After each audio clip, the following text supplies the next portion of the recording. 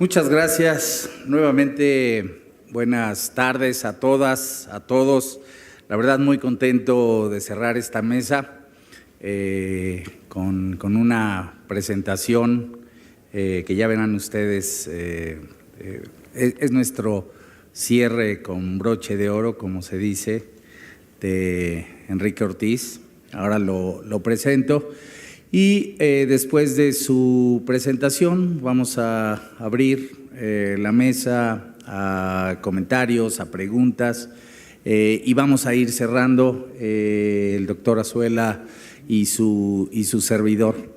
La verdad, hacer un resumen, una síntesis, una relatoría de todo lo que las discusiones, la información que hemos tenido durante estos 3 días, pues es muy difícil, la estaremos procesando. Espero que todo el mundo esté muy satisfecho con las distintas presentaciones, planteamientos que se han hecho, no solo desde acá, yo diría, sino intercambiar reflexiones, puntos de vista con todos ustedes, y de veras les agradezco mucho esta posibilidad, este tiempo que se han dado de acompañarnos tanto al Instituto de Investigaciones Sociales de la UNAM, a la PAOT y a los distintos convocantes. Igual reiterar el agradecimiento a nuestros invitados extranjeros, que si los ven ahí en el café y demás, aprovéchenlos porque se nos van pronto. Así que muchas gracias por su participación, y sin más, y con una muy breve referencia a la semblanza de Enrique Ortiz, le daré la palabra. Él es doctor y maestro en estudios sociales y licenciado en ciencia política por la UAM Iztapalapa. Por 11 años fue… ¿No? Entonces me lo pusieron aquí mal, perdóname. Ya me están dando títulos. Ya le estamos dando títulos que no tiene, y entonces… Sí. Perdón, Enrique, ya, sin más. En fin, el arquitecto acaba de ser reconocido hace poco con el Colegio de Arquitectos, el premio de la Asociación de Ingenieros Arquitectos de México. En fin, Enrique es una persona que tiene mucho tiempo trabajando con estos temas. Por favor, arquitecto.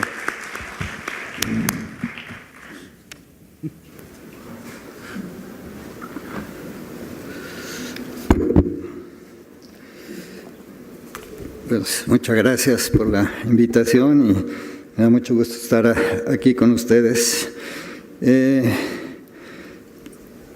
Yo voy a hacer una presentación en esta perspectiva de Hábitat 3, que sería la tercera conferencia de Naciones Unidas sobre asentamientos humanos, que ahora se ha reducido los asentamientos humanos a las ciudades.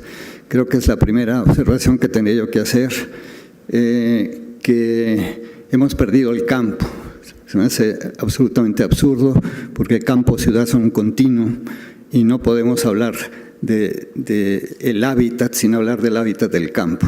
Es la primera reivindicación y el primer dilema que estamos enfrentando frente a este reduccionismo y ante situaciones gravísimas que están pasando en el campo, con el despojo de tierras, de lugares, de la gente, de sus lugares sagrados, de muchas cosas, ¿no?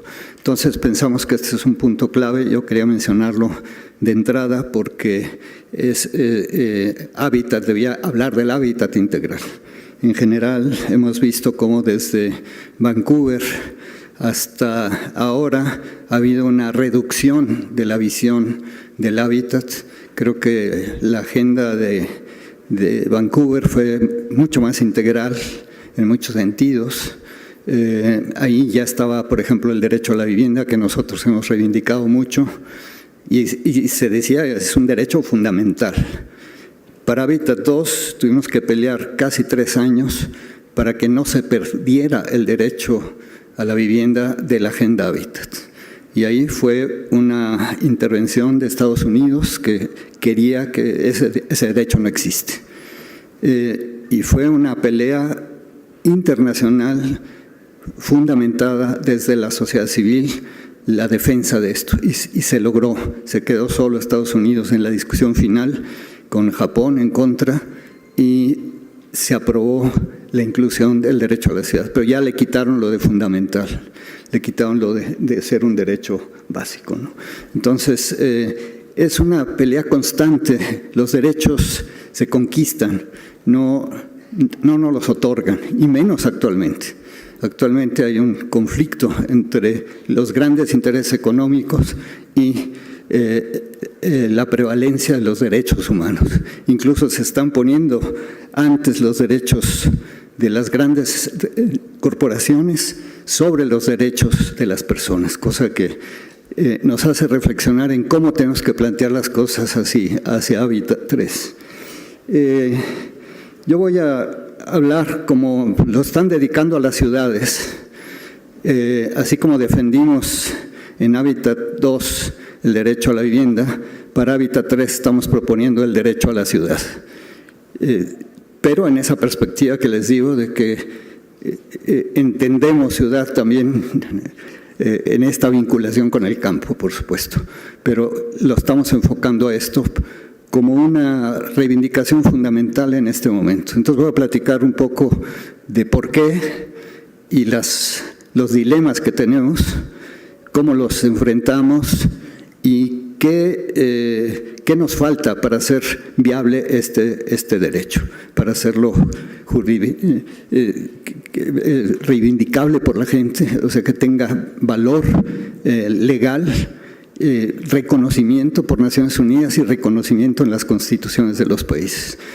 También es una iniciativa de organizaciones sociales, es de la sociedad civil que ha venido construyéndose desde la cumbre de la Tierra en Río en 1992. Ahí se empezó a trabajar esta temática y después en el marco del Foro Social Mundial se inició la construcción de una Carta Mundial por el Derecho a la Ciudad, que tiene dos versiones, una de 2003 y después se incrementó con algunos conceptos y hay una versión de 2005 que tiene que ser revisada. Hay muchos elementos que tienen que precisarse, pero que ha sido una inspiración para muchísimos instrumentos a nivel internacional y un posicionamiento de la sociedad, sobre todo la sociedad que está defendiendo derechos, encuentra en esta carta elementos para su lucha. Es una carta que de alguna manera decimos es una carta de vuelo, más que mientras no se ha reconocido este derecho, es más una orientación de hacia dónde ir, cómo manejar en un concepto más integral la cuestión de los derechos humanos en el territorio.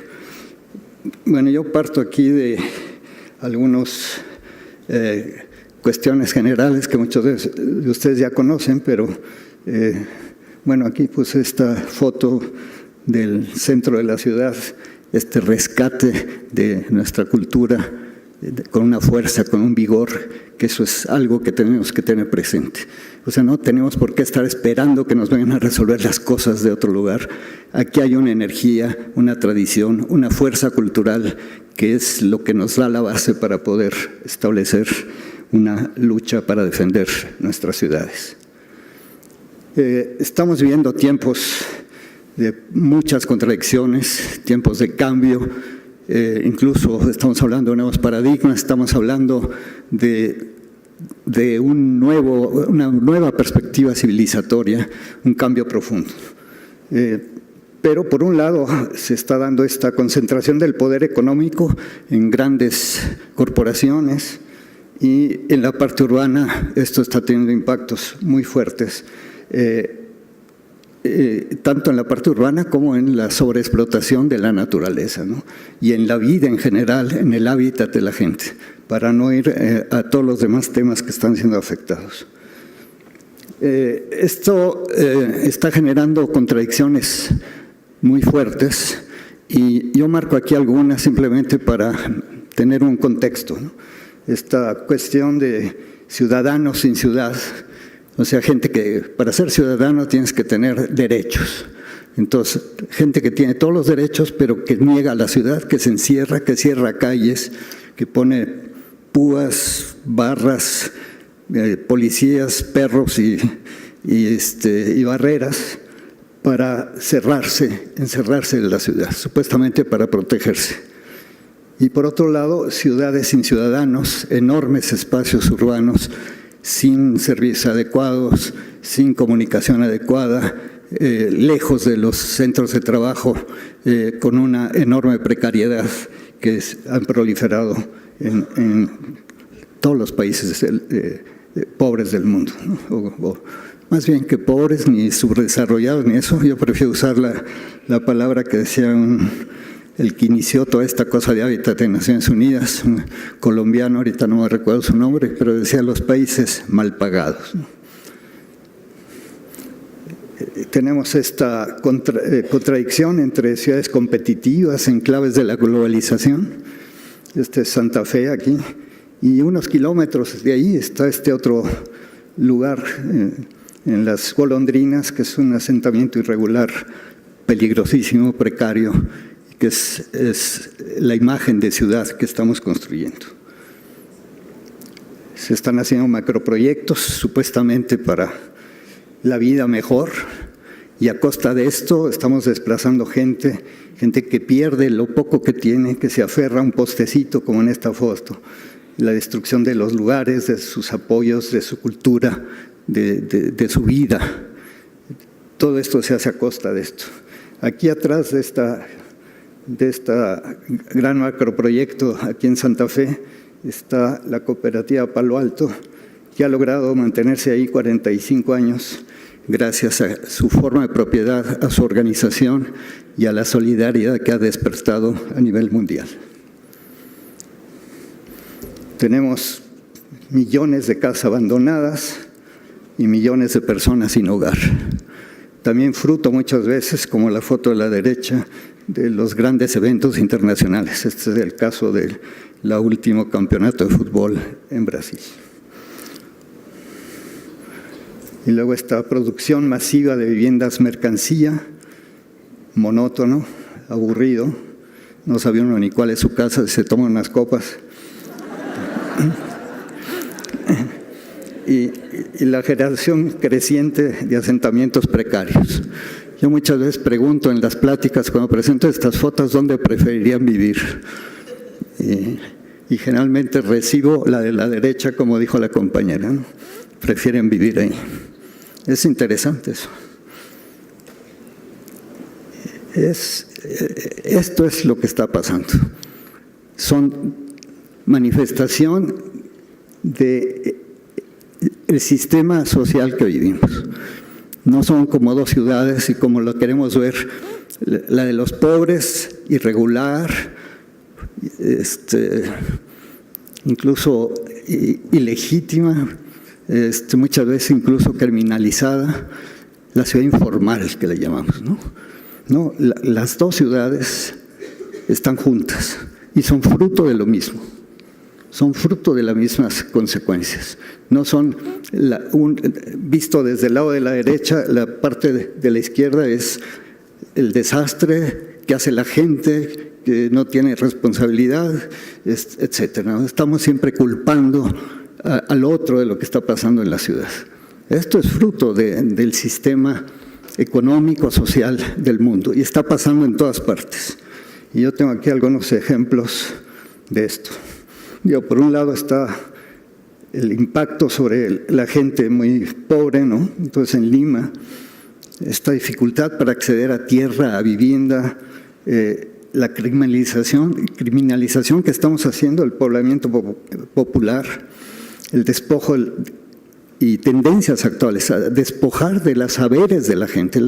La gente ha hecho, en México, en Perú, en Brasil, hay estudios, más de 2/3 partes de la vivienda de estos países ha sido hecha por la gente sin apoyo de nadie.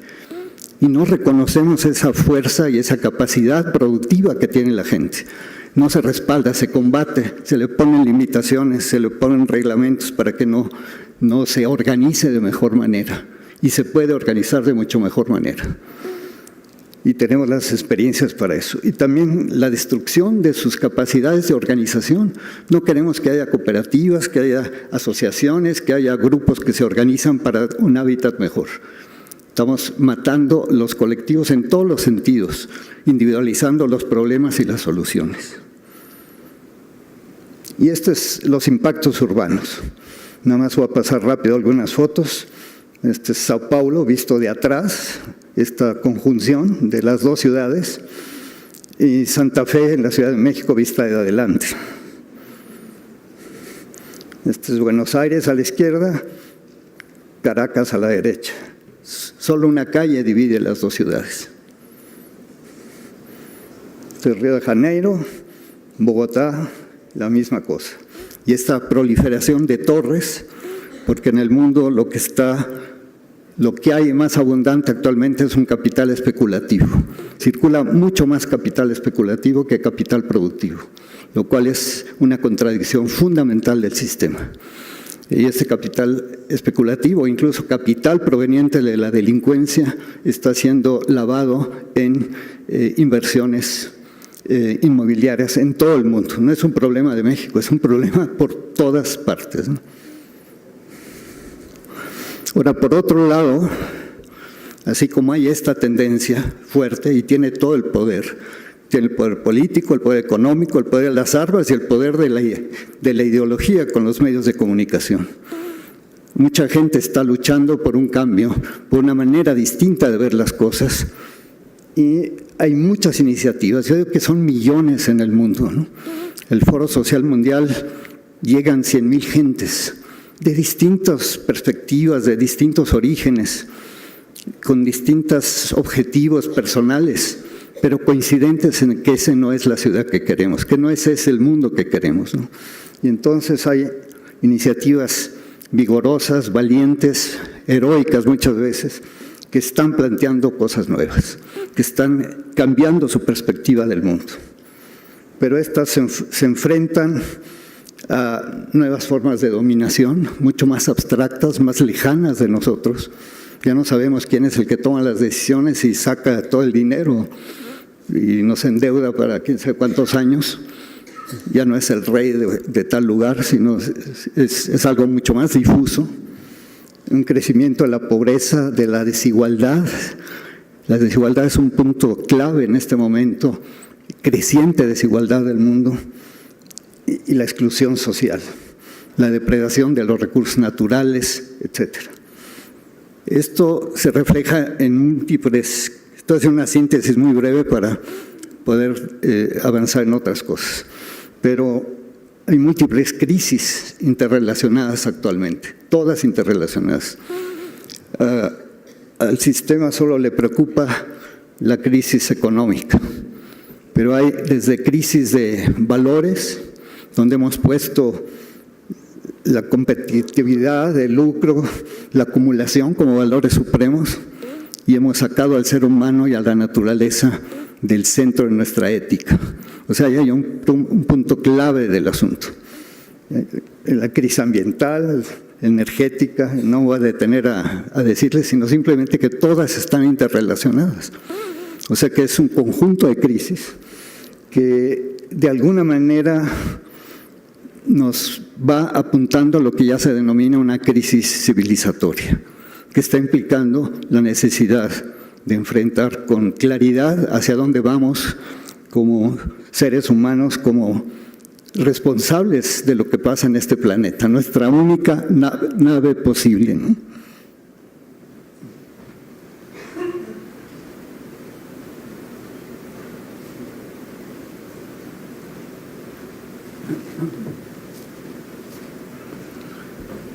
Por más que nos digan que hay planteamientos científicos que nos permitirían ir, o imagínense que nos vamos a la luna, algunos aburridos de este mundo, pues qué aburrido vivir en la luna, ¿no? Debe ser bastante espantoso, ¿no? Entonces, nuestro único planeta es este, por lo pronto, por muchos años, y tenemos que cuidarlo, somos los responsables. O sea, la única especie pensante de este planeta es la que lo está destruyendo, ¿no? Entonces, creo que ahí hay que repensar profundamente las cosas. Los chinos nos dicen que crisis es peligro y oportunidad, y tienen dos ideogramas para plantearnos esto. Pero siempre la sabiduría oriental no nos dice cuál es la solución, siempre nos pone el dilema, precisamente. ¿Es crisis o es oportunidad? ¿Y cómo entendemos crisis y cómo entendemos oportunidad? Entonces, la opción 1 es, el peligro es el cambio, y la oportunidad es, hagamos mejor las cosas que estamos haciendo. Hagamos más de lo mismo, pero bien, mejor hecho. Corrijamos unas cuantas cosas para que las cosas funcionen. En eso estamos metidos actualmente. Y esto en las ciudades tiene impacto como un espacio de competencia para el lucro, la expansión urbana sin límites, los megaproyectos que impactan profundamente, que ya se discutieron aquí a fondo, la especulación inmobiliaria incontrolada, la economía verde, que esto lo quiero mencionar muy fuertemente porque esto para Hábitat 3, ya desde Río +20, esto fue lo que se fue bendecido, la economía verde como la conversión de la naturaleza en capital. O sea, es el último reducto de acumulación, pero es una contradicción fundamental del sistema, porque la acumulación se basa en la acumulación de darle un valor agregado con el trabajo humano a las cosas. Aquí es una apropiación de un bien común, de bienes comunes sin trabajo. O sea, esto es la contradicción fundamental que nos muestra una tendencia regresiva en el sistema actual. O sea, de ir para atrás profundamente, de ir en contra incluso de sus propios planteamientos.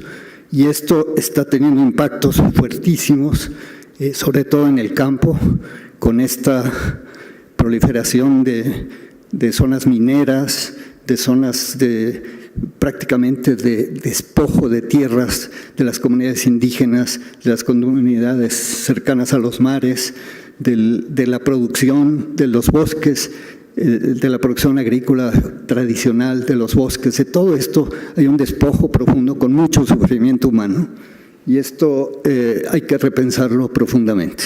Esto y la famosa resiliencia, que es otra de las cosas que nos proponen, que es pues aceptar que están mal las cosas, pero protejámonos, ¿no? Hagamos una barda en Yucatán para que no suba al mar, pues ya con eso nos protegemos, ¿no? Creo que no es por ahí la cosa. La renovación urbana y la gentrificación de las ciudades como otra de las cuestiones, sin pensar en la gente, etcétera. Aquí simplemente puse algunas de las consecuencias de hacer más de lo mismo, con mucho más fuerza, poniendo todo ahí y esperando que eso crezca y que ahí tengamos la solución. Además hay esta receta de moda, las asociaciones público-privadas. Esto confronta la planificación con la lógica del mercado. O sea, no hay una planificación, ahora se planifican más los negocios inmobiliarios que las ciudades. O sea, lo que se planifica son los negocios inmobiliarios. Hay una asociación de intereses económicos y políticos, se disminuye el papel regulador del Estado, esto es muy grave, se estimula la corrupción y la verdad es que de repente andan buscando los conflictos de intereses y lo que encontramos que ya no hay conflicto, o sea, que los intereses son los mismos. Y esto está generando problemas muy serios para poder enfrentar las cosas. No da lugar a las iniciativas de la gente tampoco. Hemos visto cómo se cierran los espacios a las iniciativas transformadoras de la gente. Cuesta mucho trabajo impulsar un pequeño cambio, lo logras y te lo tira el siguiente que viene. O sea, hay cuestiones ahí también bastante graves. Entonces yo me voy por esta frase, aquí está sintetizada, de este señor, que pues hacía la teoría de la relatividad, pero en sus frases era bastante contundente y nada relativo. No podemos resolver problemas pensando de la misma manera que cuando los creamos. O sea, tenemos que pensar de otra forma. Parece que ese es el gran reto que tenemos en este momento.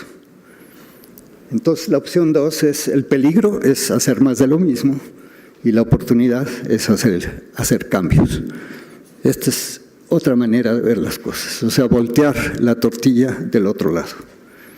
Entonces, las ciudades las podemos ver como espacios para la vida, el desarrollo urbano como una construcción social, participativa, la planificación como un proceso permanente, interactoral, incluyente, las personas como sujetos responsables en la construcción de estos espacios de libertad, de intercambio, de comunicación. Ese es el sentido de las ciudades, es el conjuntar, el complementarlos, en apoyarnos, en solidarizarnos. Hablamos muchas veces, en uno de los planes que se estaba haciendo del Distrito Federal, había 3 ejes. Uno era la equidad, magnífico, otra era la sustentabilidad, excelente, y el tercero era la competitividad, que destruía a los otros 2. ¿Cómo es que podemos pensar más bien en una ciudad solidaria, ¿no? O en espacios solidarios? Entonces, es el cambio de perspectiva el que parece estarnos pidiendo que cambiemos nuestra mente. Esto es en esta perspectiva que hemos venido trabajando, lo que ya les decía yo, el origen, el derecho a la ciudad, y que queremos impulsarlo hacia Hábitat 3 como un elemento nuevo al que también se está oponiendo el mismo país que se opuso al derecho a la vivienda. Se ve como un derecho, y esto es lo más complicado, ¿no? Y aquí Toño Azuela nos dirá por las complejidades jurídicas de hablar de un derecho colectivo y complejo. Lo complejo lo voy a explicar, lo colectivo se lo dejo a él para que nos lo comente después. Pero lo vemos así, porque es el derecho de todos los que habitan, incluso los que usan las ciudades. Es el compartir un espacio. No es la suma solo de derechos, sino que es cuando tú sumas una serie de cosas en una forma integral, es algo diferente. La computadora no es la suma del ratón y del teclado y la base de la memoria, sino que es el conjunto de todo esto lo que te da las posibilidades de utilizarlo. Es fundamental para la plena realización de la ciudadanía y la libre determinación. Los derechos humanos se orientan fundamentalmente por la autodeterminación, no solo de los pueblos, sino de las personas, en lo que atañe a nuestra vida. Una de las cosas que estamos perdiendo y que se pierde a pasos acelerados es la autonomía de la gente. Y la autonomía es fundamental para una transformación. El disfrute de las ciudades bajo principios de libertad, de equidad, de igualdad, de democracia, sustentabilidad y justicia social. Este es el sentido que tiene la Carta Mundial del Derecho a la Vivienda y como se construyó también la Carta de la Ciudad de México por el derecho a la ciudad. Aquí está la matriz que construimos para la Carta de la Ciudad de México. Dentro de una perspectiva justamente empezar a manejar la complejidad. Aquí no verán ustedes sectores. La vivienda está en toda esa matriz. O esta cosa se pasa sola, ¿no? La vivienda está en toda esta matriz. El abasto está en toda esta matriz. La salud está en toda esta matriz. Todo tiene que ver con todo. Creo que ese es un punto clave que, por un lado, la ciencia nos está dando. Todo tiene que ver con todo. Todo está articulado. Pero nosotros, seres humanos, somos parte de la naturaleza, no somos los dueños de la naturaleza. Esto cambia el concepto, nos lleva a manejar la complejidad. Aquí lo que tratamos es empezar a entrar a ese toro, relacionando todo con todo en la medida de lo posible. Y por un lado, en la parte de la izquierda pusimos los sueños de la ciudad. Queremos una ciudad democrática, incluyente, sostenible, en lo económico, en lo social, en lo ambiental, una ciudad productiva, una ciudad educadora, esto es muy importante, ahorita lo comento, y una ciudad habitable, que tiene que ver con los desastres, segura ante desastres, segura ante la violencia, saludable y sobre todo convivencial, aceptando la diversidad cultural como uno de los valores fundamentales de una ciudad. Esta que decía Manuel Perló, de esta convergencia de tantos diferentes. Nuestra ciudad no es una ciudad, son muchas ciudades.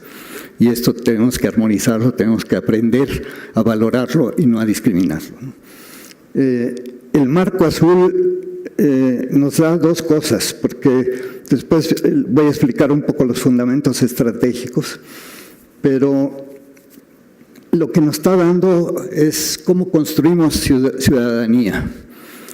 Por un lado, la ciudadanía no es solo que puedas votar, o sea, la democratización de la sociedad al nivel más profundo posible, pero también para ser ciudadano tienes que tener derechos. Son las dos cosas que se conjuntan y son los que enmarcan esta matriz.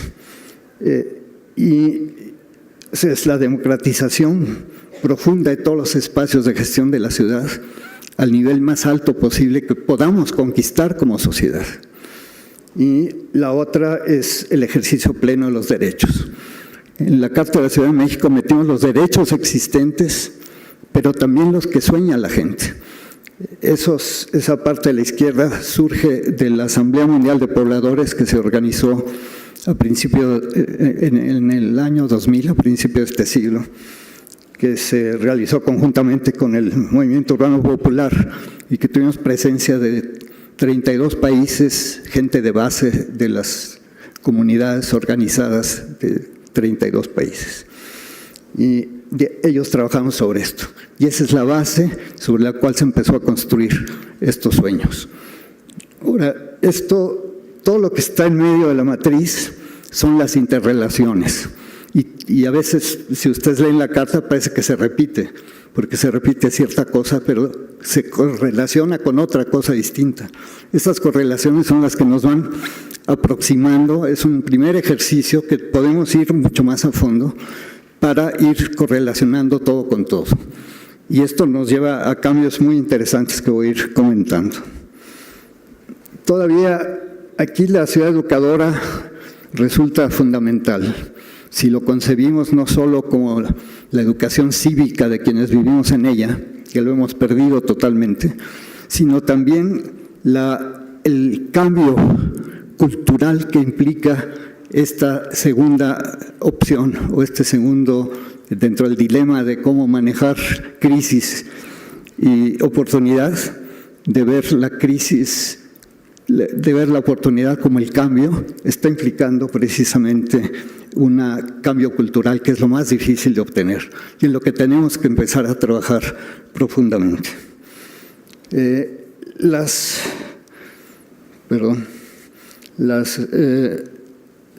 renglones donde dice ciudadanía democrática, los fundamentos estratégicos son los que voy a comentar con algunas de las cosas que podríamos hacer para ir concretando esto, ¿no? Porque siempre nos dicen es un sueño, es una utopía, no sirve para nada. O sea, tenemos que hacer cosas más concretas. Pues depende de nosotros que las podamos hacer más concretas. Se puede quedar en un sueño, pero la gente en los barrios la ha tomado como una lucha. La está mencionando en muchos lugares. No solo aquí, en muchas partes de América Latina se está construyendo. Tenemos actualmente en la perspectiva de Hábitat 3, una plataforma mundial por el derecho a la ciudad, para impulsarlo desde todas las regiones. Se está trabajando en eso y hay grupos muy interesantes investigando, produciendo propuestas, etc. Esta primera columna, que es la primera fundamento estratégico. Fundamento es casi como principio, pero cuando hablamos de principios es casi una palabra, ¿no? Honestidad, igualdad, etc. Aquí, cuando hablamos de un fundamento estratégico, es que tiene acciones. O sea, en el medio de esa matriz están los planes, los programas, las acciones de los distintos actores, la concertación entre ellos. O sea, hay toda una serie de cosas que es lo que llena esa matriz que veíamos, ¿no? En esta realización de los derechos humanos, el primer cosa que tenemos que luchar es el reconocimiento del derecho a la ciudad.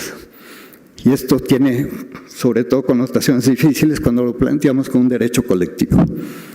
Esto tiene que hacerse en el marco de Naciones Unidas, pero también en las constituciones. Ecuador ya lo puso en la Constitución, pero atrás de ponerlo en la Constitución de Ecuador no hubo un proceso social. Entonces ahora no saben qué hacer con él. Aquí en México hay un proceso social, pero no saben qué hacer con él en las decisiones. O sea que tenemos que conjuntar ambas cosas, ¿no? Lo primero es reconocer ese derecho. Eso nos da el margen para poder pelear, reivindicar las cosas. Y esto es algo que tenemos que poner mucha atención, mucha creatividad, mucho conocimiento para poder impulsar este derecho a nivel internacional y que quede ya en la Agenda Hábitat, aunque la Agenda Hábitat no le hacen caso a los gobiernos, y ya lo vimos en Hábitat 2, quedaron 2 programitas ahí de todo lo que se dijo, que además fueron opacados por las metas del milenio. O sea, no se hizo nada, no hubo dinero, no hubo mayor organización. Entonces, aquí yo voy a ir comentando en cada eje las cosas que tanto podemos hacer concretamente, como sobre todo lo que son puntos claves a reivindicar en Hábitat 3. Entonces, este reconocimiento del derecho a la ciudad es lo primero. La universalidad de los derechos nos da la base para que sea colectivo, en el sentido de que todos los que habitan la ciudad tienen ese derecho a la ciudad. Pero después voy a mencionar algunas aproximaciones porque hay una dificultad básica para poderlo reconocer así. Hay nuevos derechos que impulsar también, y también se están impulsando. Sobre todo el derecho a la tierra, es increíble. Se reconoce el derecho al agua, se reconoce el derecho al trabajo, a la alimentación, incluso los derechos ambientales han ido avanzando, se están reconociendo, y no se reconoce en Naciones Unidas el derecho a la tierra. Es curiosísimo. Y a lo mejor el origen está en que, me decía alguien que la primera escritura cuneiforme que hay en el mundo es la venta de un terreno, o sea que lo volvimos mercancía desde esa época, ¿no? Y ya por eso ni siquiera pensamos que es fundamental. Pero cuando vemos esas ciudades duales y queremos ahora hacer ciudades compactas, por ejemplo, ¿cómo va a ser ciudades compactas si no incluyes a los pobres? ¿Y cómo incluyes a los pobres si no tienes política de suelo? O si no conviertes, que sería lo que habría que hacer, un bien común que es la tierra, otra vez en un bien común y no en una mercancía, al libre mercado y a la especulación total, que es lo que estamos viendo en el mundo actualmente. Entonces ahí hay cuestiones fuertes que trabajar juntos para poderlas llevar. Está el derecho también a la energía, el derecho al transporte de calidad, son derechos y muchos otros que se pueden seguir reivindicando. Ahora, ¿cómo podemos darle exigibilidad a esta universalidad del derecho? Por ejemplo, no es tan difícil actualmente decir a quiénes estamos atendiendo. Nosotros nos manejamos en el campo de la vivienda, pongo el ejemplo.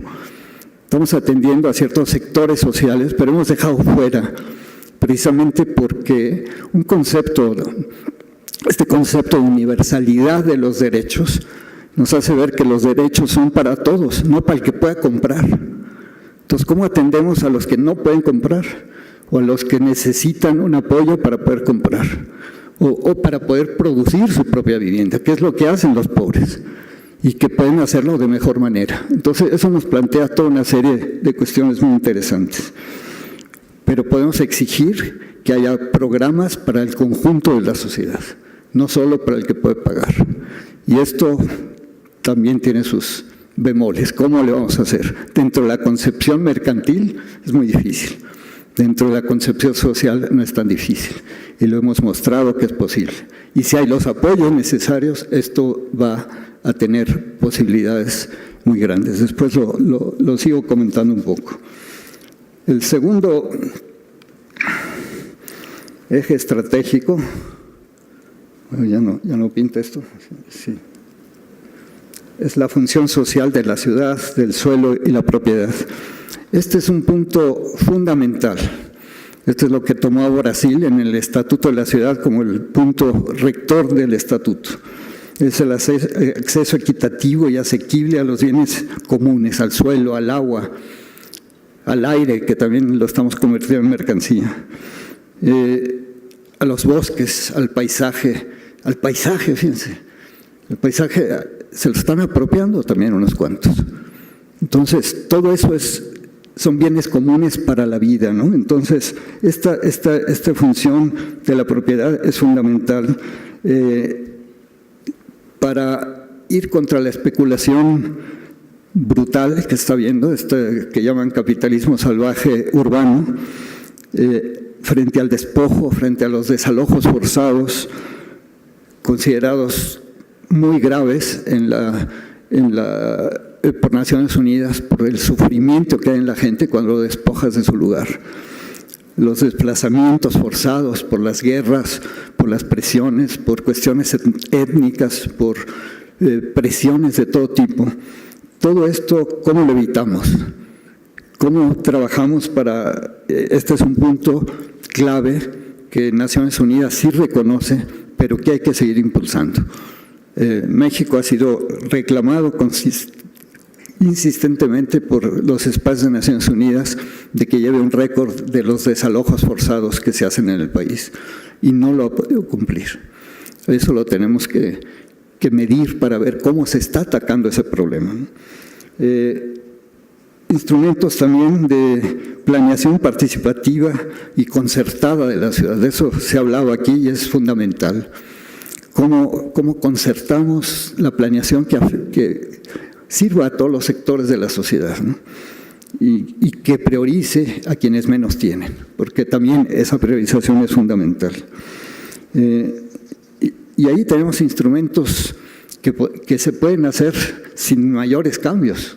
Un cambio de voluntad política, por supuesto, pero Brasil, Colombia tienen instrumentos muy interesantes, por ejemplo, de captación de plusvalías, un impuesto creciente a las áreas poco usadas o a los terrenos baldíos, forzando en cierto tiempo a poder desarrollarlos y después aplicar la expropiación o aplicar lo que tiene en Colombia, una subasta obligada de los terrenos para que puedan servir a la gente que no tiene tierra dentro de la ciudad, no a 40 kilómetros, que es donde lo estamos poniendo actualmente. Bueno, esto es nomás un ejemplo de las cosas que puede haber. Hay instrumentos también programáticos, ¿no? La regularización colectiva que ahora tiene Brasil, no solo individual, sino de todo un asentamiento popular, hacer una regularización rápida de eso, ¿no? Es decir, tienen tiempo viviendo ahí, ¿cómo lo hacemos, ¿no? Ellos tienen instrumentos, las zonas especiales de interés social, esta expropiación, la subasta que ya mencioné. También hay, y esto es muy importante para Hábitat 3, el fomento a la integración, bueno, también hay instrumentos, de integración social, algunos un poco absurdos, ¿no?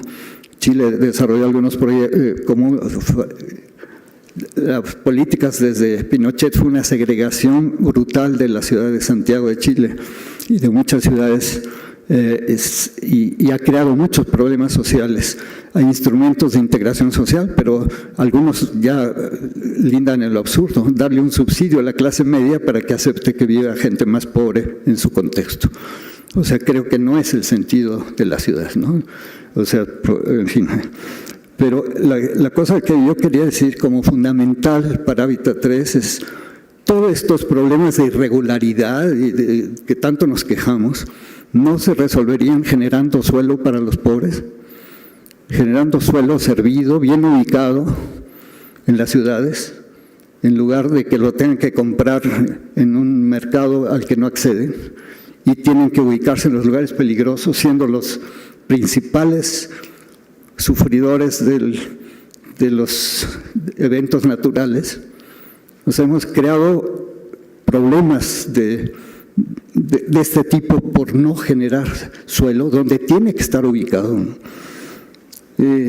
Aspectos también jurídicos, seguridad de tenencia. Esto estaba en Hábitat 2, fue uno de los programas básicos de Hábitat 2. Y seguridad de tenencia, lo que estamos viendo es ese despojo muchas veces de las cosas, la gente pierde sus lugares. Entonces tiene que haber otras formas de tenencia más seguras, ¿no? Y las están ensayadas. Por ejemplo, el uso y goces, donde la propiedad absoluta la mantiene una cooperativa, una asociación. El uso es propiedad de la gente, o sea, podemos decir la tierra es propiedad colectiva, la vivienda es propiedad de la gente, de alguna manera es heredable y no hay fruto, no hay especulación. O sea, en los tres elementos se manejan de otra manera. Y ahí puede haber otras creatividades, pero eso está ensayado en las cooperativas uruguayas, se está haciendo en las cooperativas de Centroamérica. Hay una experiencia muy interesante ahí que hay que explorar y que seguir fortaleciendo en protección de la gente, sobre todo en estos tiempos de especulación brutal. Aquí el único ejemplo que tenemos es Palo Alto, que tiene esa forma de propiedad. Le cancelaron la cooperativa y ahora la cooperativa es la dueña del terreno y está en el limbo, ¿no? Porque ¿quién es el dueño? Entonces hay alguna resolución interesante al respecto, pero sobre todo hay la organización de la gente y han logrado permanecer en esos lugares tan potencialmente especulativos, han logrado permanecer ahí gracias a una forma de tenencia y gracias a su organización, pero también gracias, como decía yo antes, a la solidaridad que genera una cosa tan creativa como esa. Bueno, el otro punto es la gestión democrática de la ciudad. Aquí tenemos que avanzar, y este es otro punto a reivindicar en Hábitat 2, en la generación de espacios más democráticos de gestión de la ciudad. Ir avanzando en esto, y eso también es una conquista. En Brasil, por ejemplo, la asamblea, el consejo de las ciudades es un consejo que en muchos aspectos es deliberativo. O sea, lo que se dice ahí se hace. Aquí todos llegamos cuando mucho a consultivos, donde yo les llamo espacios de terapia ocupacional, ¿no? Que yo propongo, tú propones, él propone, nosotros proponemos y ellos deciden, ¿no? Y no hay mucho más espacio. Entonces tenemos que avanzar en ese sentido, a la planeación democrática, a los presupuestos participativos, ampliar el espacio de los presupuestos, no reducido a unos cuantos centavos, sino a cosas más sustantivas. Creo que esta ciudad ha avanzado mucho en estas perspectivas, pero puede seguir avanzando mucho más. Pero tenemos también que ser conscientes que es una graduación también de la participación. O sea, la participación fundamental en la vivienda es de la gente. ¿Qué tienen que hacer los gobiernos diseñándonos las casas? ¿Cómo quieren que vivamos? O sea, esa es absolutamente una decisión de la gente. Y hay los mecanismos para poderlo hacer. Hay cogestión, por ejemplo, en los barrios. Se puede hacer mesas de concertación, ahí hay ya diversos intereses que hay que conciliar, pero la gente sabe qué le falta a su barrio, sabe qué quiere. Es otra manera de participación. O la consulta pública vinculada a los consejos deliberativos para avanzar en espacios más grandes, o la gestión pública pero con consulta. O sea, hay muchos elementos progresivos de participación y lo hacemos al revés. Actualmente la planeación de las ciudades la hacen los inversionistas y la planeación de las casas las hace el gobierno, ¿no? O sea, nos dice cuántos metros tienen que tener y si te pasas de esos metros lo tienes que pagar tú. En el Instituto de Vivienda aquí es el absurdo. O sea, tiene 60 metros, eso está financiado. Si haces 70 con el mismo dinero, esos 10 los tienes que pagar tú. Es absurdo. Cuando podíamos, justamente en otras formas de producción, en la producción social puedes hacer mucho más con menos dinero, porque la gente está participando, está controlando el dinero, está disminuyendo los costos indirectos profundamente. Y esa práctica la tenemos ensayada. O sea, estamos hablando de que todo esto que estoy diciendo surge de experiencias concretas, pero que cómo las traducimos en prácticas políticas, ese es el gran reto. Y Naciones Unidas tiene que ayudar en esto, y la Agenda Hábitat tiene que reflejar esta lucha de la gente. Esto también nos puede llevar a, cuando hicimos la carta, Ebrard se dio cuenta, nos decía, esta puede reestructurar la manera de operar de un gobierno. En lugar de tanta sectorización, ¿cómo logramos una interdependencia de las dependencias, ¿no? Una acción coordinada de ellas? Y yo todavía digo, ¿quién puede coordinar eso? O sea, el que puede coordinar eso son las comunidades. Pero ahí tendría que haber un cambio de actitud política de cómo operar esto. Pero se puede hacer y se ha hecho en algunos casos. Luego, el otro eje es la producción democrática de la ciudad y en la ciudad. O sea, reconocer esta capacidad productiva de la gente es lo que llamamos producción social, que es otro de los temas que ya desde Hábitat 2 logramos colocar unos 4 articulitos ahí, pero un poco más, pero prácticamente estaban mal colocados, mal dicho, algunas cosas mal ubicados sobre todo, y sobre todo nadie les hace caso. Entonces, pero hemos practicado esto. En América Latina vamos muy avanzados en esta práctica de la producción de la gente, sin fines de lucro, o sea, donde se valora no el capital, sino se valora fundamentalmente el trabajo de la gente, y bajo control de la gente. O sea, es la construcción de sujetos sociales de su propia transformación, en una práctica que es hacer vivienda, y que es muy educadora, porque ahí sí que la gente está involucrada. Entonces, ¿cómo generamos los apoyos necesarios a esta forma de producción, que ha sido una pelea constante para lograr que esté en la ley? Bueno, ya lo logramos en México, en otro lugar lo lograron, en otro no está. Cómo generamos instrumentos adecuados a una lógica distinta de producción. Es una lógica totalmente distinta, necesita instrumentos específicos. Le aplicamos los del mercado y no sirve. Y yo no digo que desaparezca la producción del mercado, mucha gente necesita comprar su vivienda.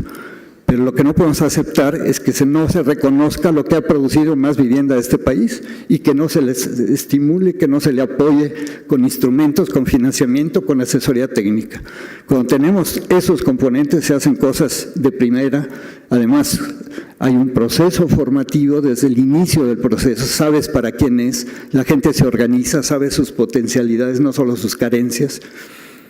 Y entonces estás construyendo comunidad, hay seguridad a lo interno de estos lugares, hay equipamientos, no solo casitas, hay ciudad, hay deportes, hay producción, hay comercio, hay toda una serie de cosas que la gente puede generar en sus conjuntos. Pero eso necesita tierra suficiente, apoyo bien ubicado, apoyos financieros, subsidios, reconocimiento de esta forma de producción profundamente como parte de la política. Habíamos avanzado mucho en esto y en el actual gobierno lo pasaron a proyectos especiales.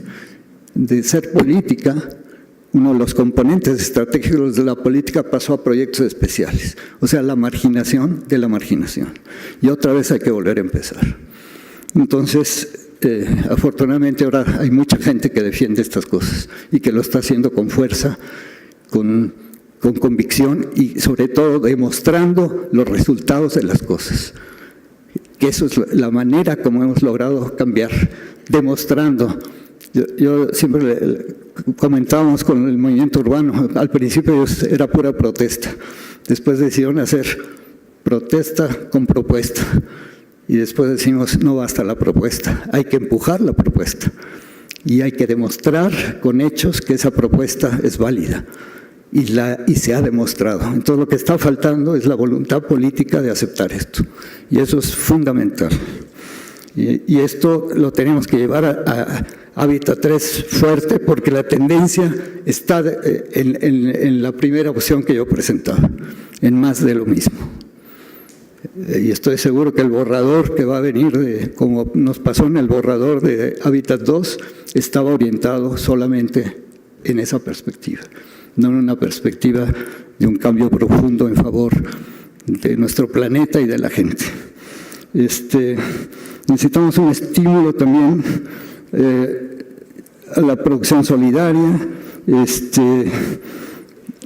Bueno, y la otra cuestión también es cómo fomentamos otra economía en las ciudades, una economía en manos de la gente.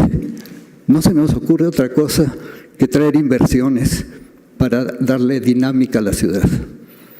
Ahorita en las paces allí que están construyendo en Colombia, el presidente lo único que se le ocurre es vamos a sacar adelante las zonas de paz con inversión extranjera. Es lo que estamos haciendo también. ¿Será ese el único camino?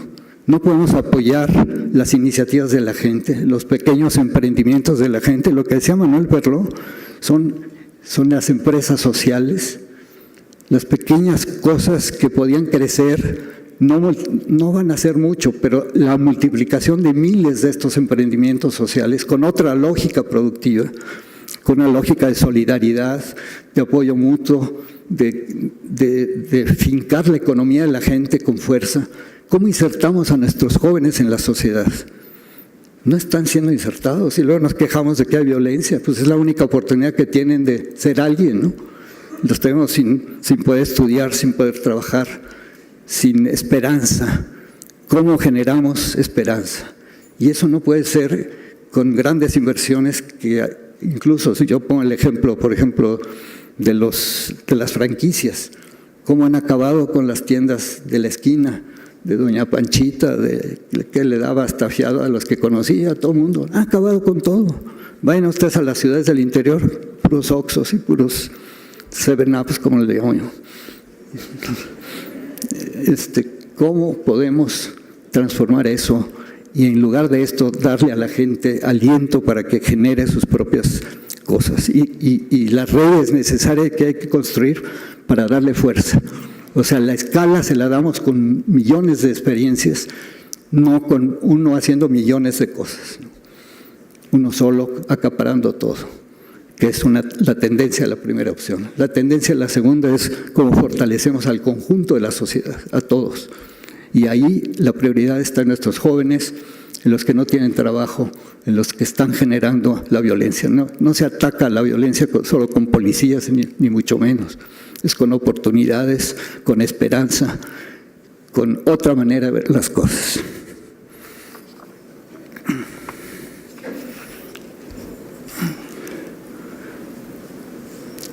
Otro de los ejes, es el penúltimo, es el manejo sustentable y responsable de los bienes comunes, de los recursos generados por el ser humano. Esto es muy importante. ¿Cómo podemos rescatar los bienes comunes?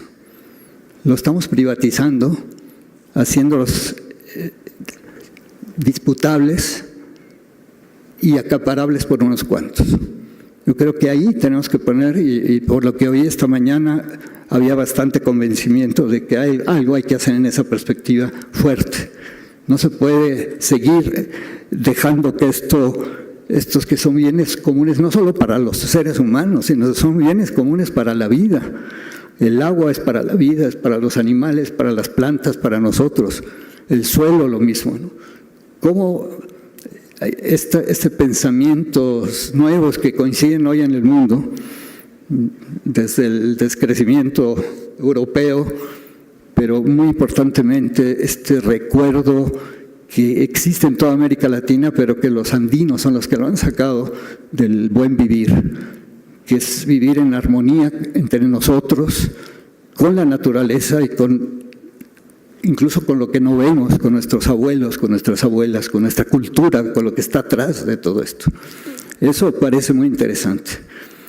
Ante la homogeneización que estamos viendo, que para mí esta homogeneización de todo, incluso en las viviendas se ve clarísimo en las fotos que presenté, pero la homogeneización de los cultivos, los monocultivos, toda esta homogeneización y este reduccionismo en las cosas, a mí me parece que son cosas para controlar, pero que muestran la decadencia, son muestra de la decadencia.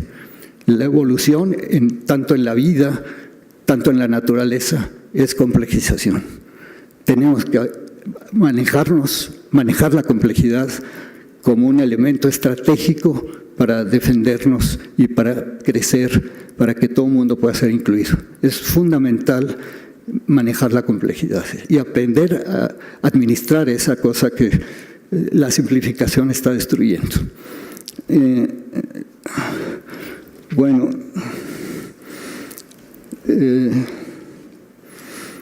aquí en esto estamos un poco al revés, ¿no?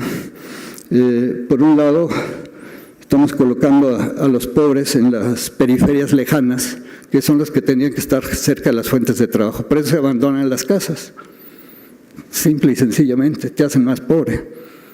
Se desbaratan las familias porque la mamá ya no puede trabajar, el papá llega a quién sabe qué horas después de 8 horas de trabajo y 4 de transporte o 5 de transporte, llega casi a pegarle si no está la sopita caliente, etcétera, ¿no? O sea, y si la madre es soltera deja a los hijos solos con todos los peligros que hay actualmente. Es cómo estamos haciendo las cosas al revés. Lo que yo decía también, la planeación de la ciudad la hemos dejado, pero sí queremos decirle cómo tiene que vivir la gente. Estamos al revés. O sea, aquí es fundamental para hacer un manejo sustentable, responsable, cambiar la manera de ver las cosas y entonces no solo de los bienes comunes, sino también de los recursos que son los que genera el hombre con su trabajo. Ahí están los recursos financieros, cómo se usan. Y a mí me parece que ese es el papel del Estado, cuidar que esto se reparte equitativamente y no meterse simplificaría mucho las tareas del Estado, si tiene una perspectiva de derechos humanos en esta noción de cuidar que nadie se eche sobre los derechos de otro, de que todos tengan acceso a las cosas, de que se reparta equitativamente los bienes comunes y los recursos generados por el hombre. Ese papel puede ser muy interesante y darle mucho más papel a la sociedad, a la autogestión, al autogobierno, a esta manera de generar energía social transformadora. Y esto, ¿cómo se lo planteamos Hábitat 3? Es un reto importante para ir avanzando en este sentido, mostrando resultados positivos de ensayos que hay en distintas partes del mundo. Y luego viene todo lo de ecotecnias, agricultura urbana, evitar la urbanización de áreas de protección ecológica, de captación de acuíferos, de alta productividad agrícola. Y yo aquí coincido profundamente en lo que decían los compañeros de Xochimilco. Parece que no nos importa.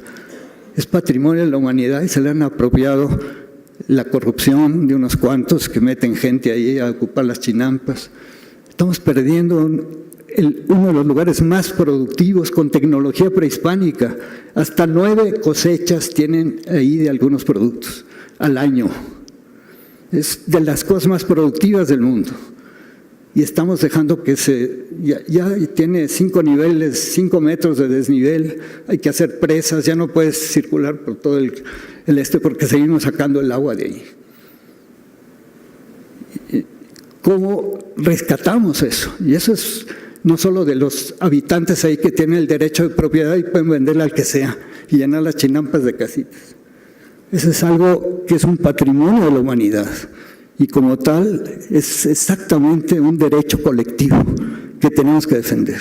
¿Cómo lo hacemos? Es un derecho defendible y evitamos lo que estamos haciendo por las mismas prácticas del Estado y el chip de ganar un poco de centavos que hemos metido en la mente de todo el mundo. Este cambio cultural fundamental. Bueno, finalmente, el último eje es el disfrute democrático y equitativo de la ciudad. Es hacer una ciudad disfrutable y no padecible.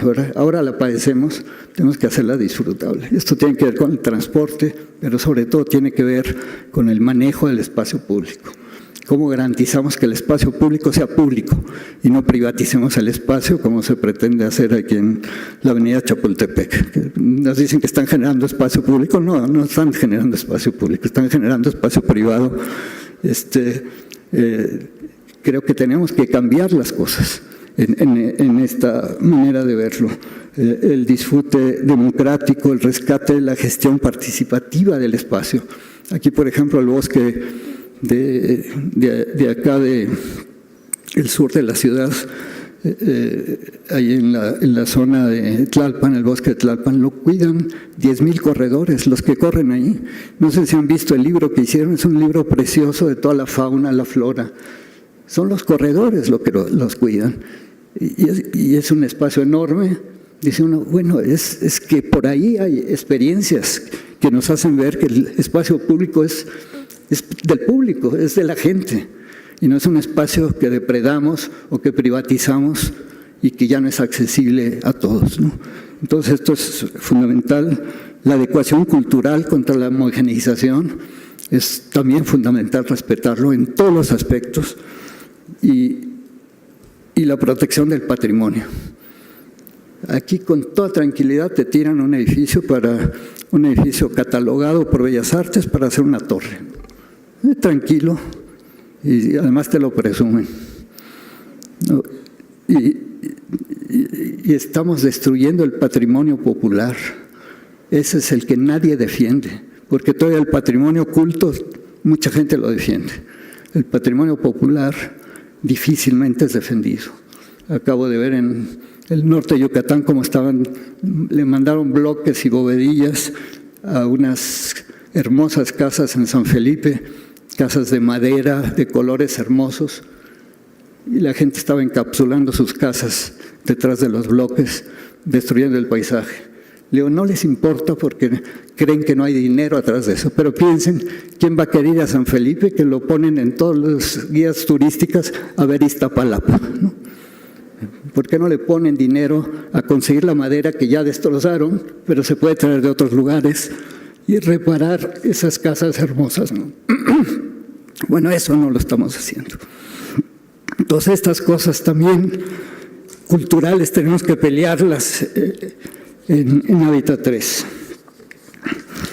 Y finalmente yo diría, Toño, tu tarea es que nos ayudes aquí a pensar cómo esto del derecho colectivo. Yo nomás tengo unos puntitos ahí, porque hasta ahora hablé de la complejidad, ahora el otro aspecto de hacerlo colectivo.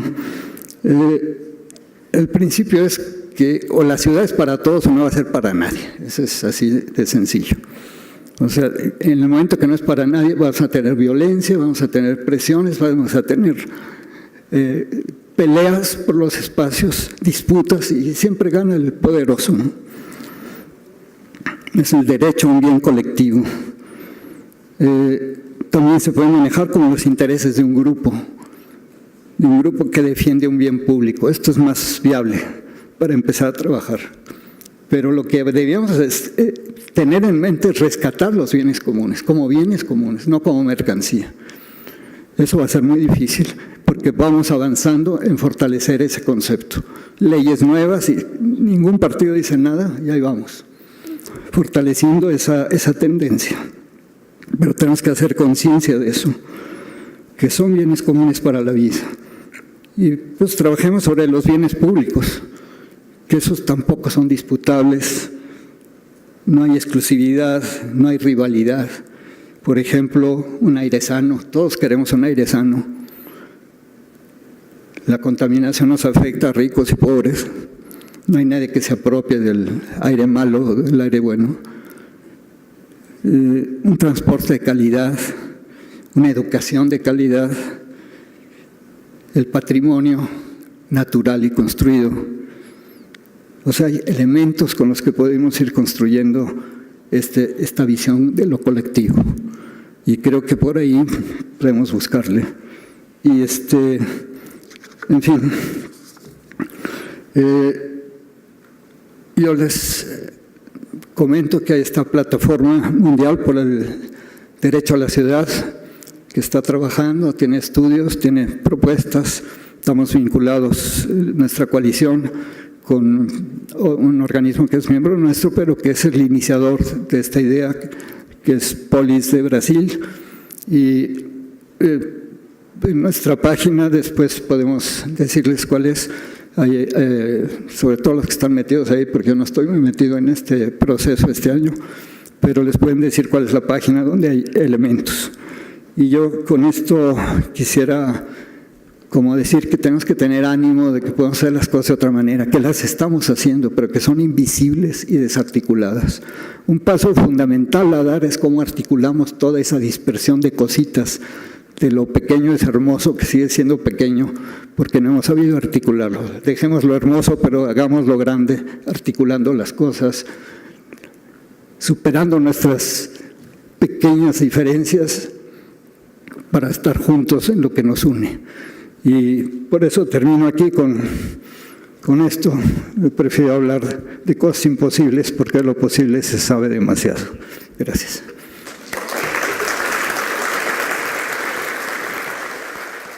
Desde Vancouver hasta ahora ha habido una reducción de la visión del hábitat. Creo que la agenda de Vancouver fue mucho más integral en muchos sentidos. Ahí ya estaba, por ejemplo, el derecho a la vivienda, que nosotros hemos reivindicado mucho, y se decía es un derecho fundamental. Para Hábitat 2 tuvimos que pelear casi 3 años para que no se perdiera el derecho a la vivienda de la Agenda Hábitat. Y ahí fue una intervención de Estados Unidos que quería que ese derecho no existe. Y fue una pelea internacional fundamentada desde la sociedad civil, la defensa de esto, y se logró. Se quedó solo Estados Unidos en la discusión final, con Japón en contra, y se aprobó la inclusión del derecho a la ciudad, pero ya le quitaron lo de fundamental, le quitaron lo de ser un derecho básico, ¿no? Entonces, es una pelea constante. Los derechos se conquistan, no nos los otorgan, y menos actualmente. Actualmente hay un conflicto entre los grandes intereses económicos y la prevalencia de los derechos humanos. Incluso se están poniendo antes los derechos de las grandes corporaciones sobre los derechos de las personas, cosa que… No solo desde acá yo diría, sino intercambiar reflexiones, puntos de vista con todos ustedes, y de veras les agradezco mucho esta posibilidad, este tiempo que se han dado de acompañarnos tanto al Instituto de Investigaciones Sociales de la UNAM, a la PAOT y a los distintos convocantes. Igual reiterar el agradecimiento a nuestros invitados extranjeros, que si los ven ahí en el café y demás, aprovéchenlos porque se nos van pronto. Así que muchas gracias por su participación, y sin más, y con una muy breve referencia a la semblanza de Enrique Ortiz, le daré la palabra. Él es doctor y maestro en estudios sociales y licenciado en ciencia política por la UAM Iztapalapa. Por 11 años fue… ¿No? Entonces me lo pusieron aquí mal, perdóname. Ya le estamos dando títulos que no tiene, y entonces… Sí. Perdón, Enrique, ya, sin más.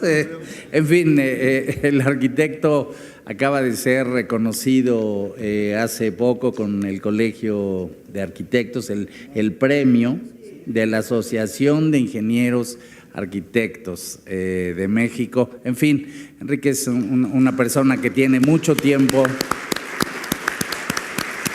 trabajando con estos temas. Por favor, arquitecto.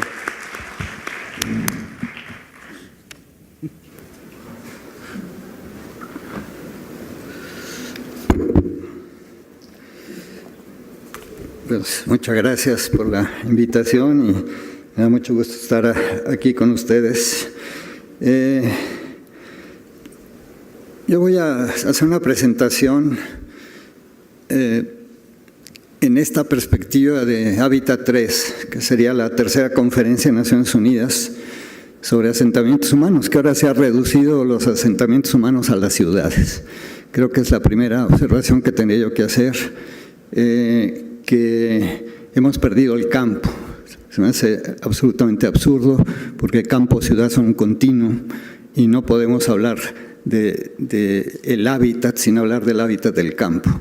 Es la primera reivindicación y el primer dilema que estamos enfrentando frente a este reduccionismo y ante situaciones gravísimas que están pasando en el campo con el despojo de tierras, de lugares, de la gente, de sus lugares sagrados, de muchas cosas, ¿no?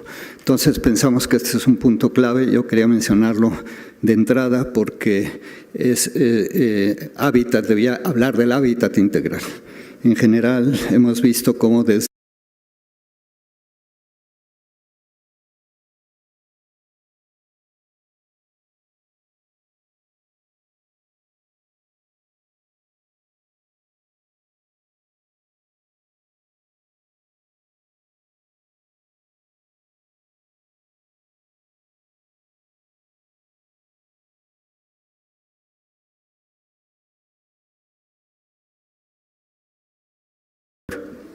Muchas gracias. Nuevamente, buenas tardes a todas, a todos.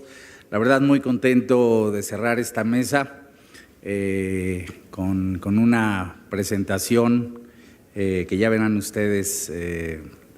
Es nuestro cierre con broche de oro, como se dice, de Enrique Ortiz. Ahora lo presento. Y después de su presentación vamos a abrir la mesa a comentarios, a preguntas y vamos a ir cerrando el doctor Azuela y su servidor. La verdad, hacer un resumen, una síntesis, una relatoría de todo lo que las discusiones, la información que hemos tenido durante estos 3 días, pues es muy difícil, la estaremos procesando. Espero que todo el mundo esté muy satisfecho con las distintas presentaciones, planteamientos que se han hecho. Nos hace reflexionar en cómo tenemos que plantear las cosas así, hacia Hábitat 3. Yo voy a hablar como lo están dedicando a las ciudades. Así como defendimos en Hábitat 2 el derecho a la vivienda, para Hábitat 3 estamos proponiendo el derecho a la ciudad. Pero en esa perspectiva que les digo de que entendemos ciudad también en esta vinculación con el campo, por supuesto, pero lo estamos enfocando a esto como una reivindicación fundamental en este momento. Entonces voy a platicar un poco de por qué y los dilemas que tenemos, cómo los enfrentamos y qué nos falta para hacer viable este derecho, para hacerlo reivindicable por la gente, o sea, que tenga valor legal, reconocimiento por Naciones Unidas y reconocimiento en las constituciones de los países. También es una iniciativa de organizaciones sociales, es de la sociedad civil que ha venido construyéndose desde la cumbre de la Tierra en Río en 1992. Ahí se empezó a trabajar esta temática y después en el marco del Foro Social Mundial se inició la construcción de una Carta Mundial